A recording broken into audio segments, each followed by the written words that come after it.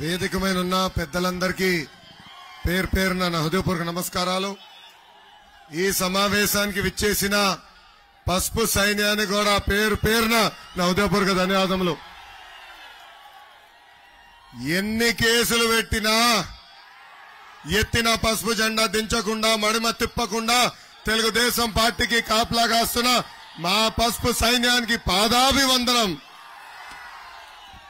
ఉత్తరాంధ్ర గర్జించింది. ఉద్యమాలు పోరాటాల గడ్డ ఉత్తరాంధ్ర గడ్డ. మీకు ఏమైనా సహాయం చేస్తే జీవితాంతం గుర్తు పెట్టుకుంటారు. అదే ఎవరిని మోసం చేస్తే ఇక్కడనే మీరు పాతేస్తారు. విజయనగరం జిల్లా పేరులోనే విజయం ఉంది. ఇక్కడి నుంచి ఏ కార్యక్రమం ప్రారంభించినా విజయం సాధిస్తాం ఖాయం. పైడితల్లి అమ్మవారి ఆలయం ఉన్న పుణ్యభూమి ఈ విజయనగరం జిల్లా. మన్యం వీరుడు శ్రీ అల్లూరి సీతారామరాజు గారు నడయాడిన నేల విజయనగరం జిల్లా. ముఖ్యమంత్రి జగన్ ఒక 420. ఇది నేను చెప్తాం కాదు, ఆయన అఫిడవిట్ లో స్వయంగా ఆయన రాసిన కేసులు 28 420 కేసులు. ఆయన పక్కన ఒక సలహాదారుడు 840 840. ఆ సలహాదారుడు పేరు ఏంటో తెలుసా? సజ్జల రామకృష్ణారెడ్డి. ఇచ్చేదంతా పనికిమాల సలహాలు, కానీ ఇప్పటికీ జీతాల రూపంలో 150 కోట్ల రూపాయలు సంపాదించాడు ఈ వ్యక్తి. గ్రాడ్యుయేట్ ఎమ్మెల్సీ ఎన్నికలు జరిగినాయి. తాతయ్య కోపం ఎందుకు తాతయ్య? ఇప్పుడే తమ్ముడు కూర్చోండి, తాతయ్య కంపట్లేదంట. అన్నా మీరు కూర్చోవాలి తమ్ముడు, వెనకాల తాతయ్య కంపట్లా. కూర్చో కూర్చో కూర్చో కూర్చో కూర్చో అబ్బా తమ్ముడు, కూర్చోవాలా. పక్కకు రా, వెనకాల కంపట్లేదంట. తమ్ముడు వినాలమ్మా, నానా ప్లీజ్ కూర్చోవాలమ్మా, వెనకాల కంపట్లేదు. తాతయ్య గొడవ పెట్టేస్తున్నాడు. మీరు కూర్చోపోతే కుర్చీ నా వైపు వచ్చేటట్టు. స్వామి కూర్చోండి, ముందల కూర్చో స్వామి, పుణ్యం ఉంటుంది నీకు. కూర్చోనా కాంటే ముందల వచ్చి కింద కూర్చోండి, తప్పదు. ఇంకా కుర్చీలు లేవు, తక్కువనే కదా. కూర్చో, పల్లెని ముందరకు వచ్చి కూర్చో అబ్బా, ఇంకా తప్పదు కదా. తమ్ముడు ప్లీజ్.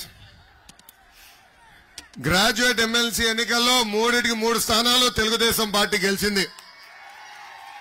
ఆనాడు సజ్జల రామకృష్ణారెడ్డి వీళ్ళసలు మా ఓటర్లే కాదన్నాడు. అప్పుడు నాకు అర్థం అలా, ఈయన ఎందుకు ఇట్లా అంటున్నాడా అని.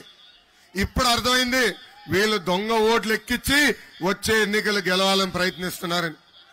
ప్రభుత్వ సలహాదారుడు సజ్జల రామకృష్ణారెడ్డికే 2 ఓట్లు ఉన్నాయండి ఆంధ్ర రాష్ట్రంలో. 1 ఓటు మా మంగళగిరి నియోజకవర్గంలో, ఇంకొక ఓటు పక్కనున్న పొన్నూరు నియోజకవర్గంలో. అంటే ముఖ్యమంత్రి సలహాదారుడే దొంగ ఓట్లు వేసేదానికి సిద్ధమయ్యే పరిస్థితి ఈ రోజు ఆంధ్ర రాష్ట్రంలో మనందరం చూస్తున్నాం. తిరుపతి ఉప ఎన్నికల్లో వైకాపా పార్టీ గెలిచిందంటే దానికి కారణం ఈ దొంగ ఓట్లు.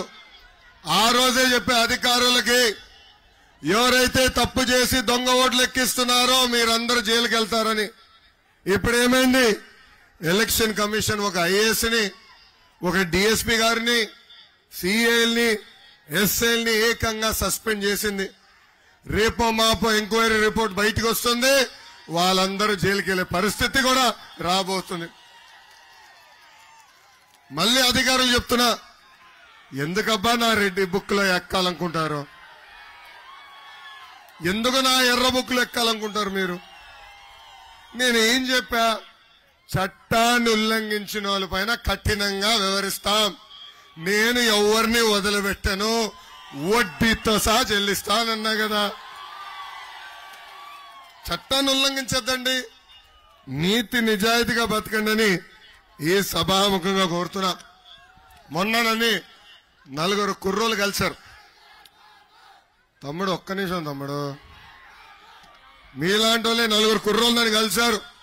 వాళ్ళు అడిగారు, అన్నా మిమ్మల్ని 80% గెలిపించుకుంటాం కానీ జగన్కి మీకు తేడా ఏంటని వాళ్ళు నన్ను అడిగారు.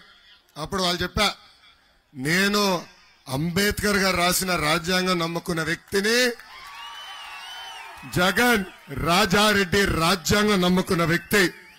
నేను ప్రజల్లో తిరిగిన వ్యక్తిని, జగన్ పరదాలు కట్టుకుని తిరిగే వ్యక్తి.